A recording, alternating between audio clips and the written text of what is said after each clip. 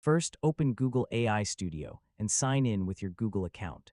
To improve Gemini AI responses, start by identifying what is wrong with the current responses. For example, the answers may be too long, too short, inaccurate, repetitive, unclear, or inconsistent. Next, review the system instructions or prompt you are using.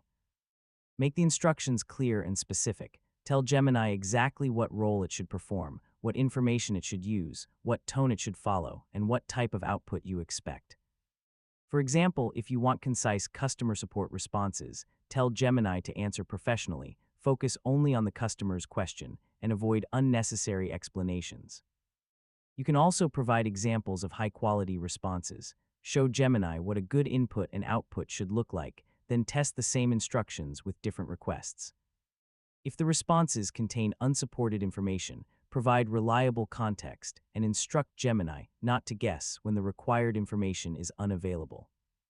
For complex tasks, break the instructions into smaller steps.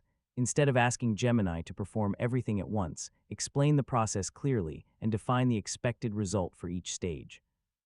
If your application needs consistent information, consider using structured output or JSON when supported. Next, test different model and generation settings available in Google AI Studio.